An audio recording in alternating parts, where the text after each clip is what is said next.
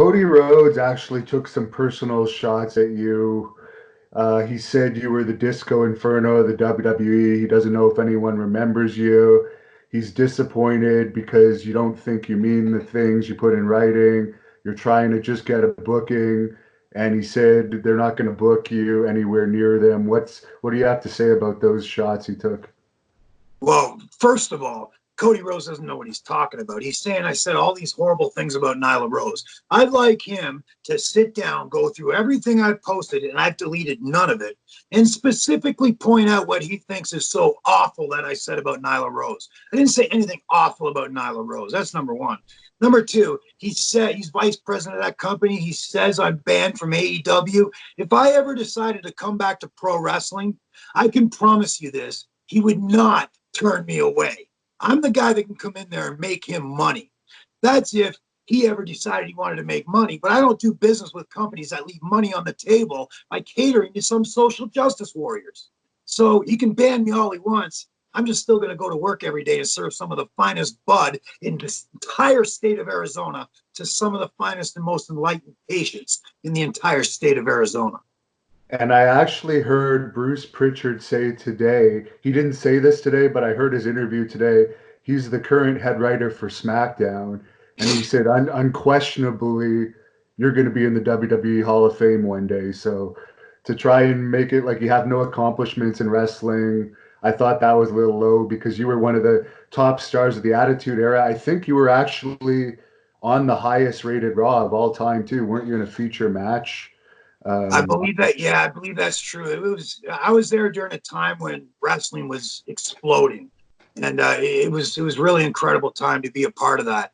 As far as me being the Disco Inferno of Raw. I mean, I don't know. I found personally Disco Inferno to be quite entertaining and quite a good talent too. And so I don't know if he was trying to insult me with that or what he was trying to do, but if he was trying to insult me with "you're the Disco Inferno of the WWE," I'm like, okay, I had some good times watching that son of a bitch wrestle. I thought he was really good entertainment, and I don't know what's in Cody's mind, man. It feels to me like wrestling is just becoming infested with these easily offended social justice warriors that really don't have a clue, and they leave money on the table left, right, and center. And they do that by catering to their little social justice clique, and it's insanity to me. And AEW, I hope they do well. But when I look at just some of the stuff that they're promoting, there's some really good content on there with the wrestlers. But when I take a look at what their overall vision is, I can't tell you what it is. I don't. There's like a bunch of different visions that I see kind of coming up in that company.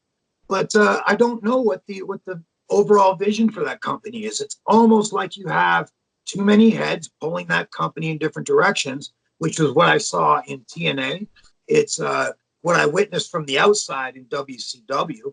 And it seems to me like they're just, there's no one solid person on top that says, this is my vision.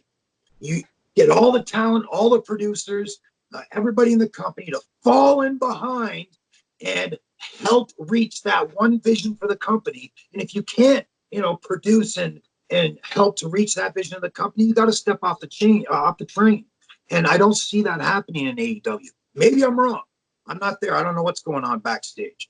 But I can tell you from just watching stuff from the front, it doesn't appear there's a solid vision for the company right now. Now, Dustin Rhodes also had some negative things to say about you. I won't get into everyone. Dustin said negative things about me? Oh, yeah. I guess his son is a transgender. So he was particularly upset. But you had a good relationship with him prior to this, right? Oh, yeah. I love Dustin. Dustin's great. He's fantastic, man. He's one of my favorite guys to wrestle. He was always a lot of fun. We had some fun matches. And like I said, I'm not knocking transgenders. I never have. I'm an anarchist. You want to be a transgender? I'll be the guy that will stand up in front of government when they try to make it illegal for you to be a transgender. But when I take a look at a company that, I think's got a very good opportunity to compete successfully against WWE, especially when you look at the finances that are backing that company. And then you see them catering to the social justice crowd with social justice approved content. You're leaving money on the table, and you're not just leaving a little bit of money, you're leaving a boatload of money. And that's it's sad to watch that happen, because it's you can be the social justice warrior all you want, but when you're cutting your paycheck in a quarter of what you could have had, you're not doing yourself any favor. Now, when you worked with Dustin in WWE, you were doing an angle with his ex-wife now, Terry Reynolds. Was that awkward at all, or because I guess they ended up getting divorced shortly after that, or was it all very professional? No, it was all very professional. I enjoyed working with Terry.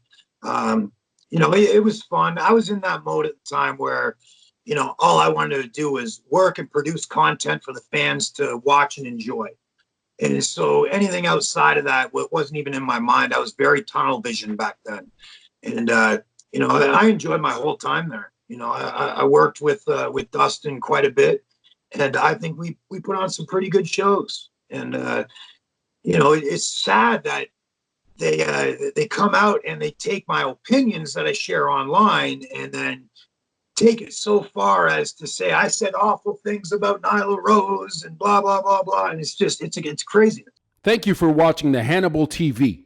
Please like this video if you enjoyed it, and click the subscribe button to not miss any of our latest shoot interviews, match videos, or news updates. Support us on patreon.com for $1.99 a month to watch our full shoot interviews ad-free and help our channel grow. Follow us on Twitter at the Hannibal TV for instant updates.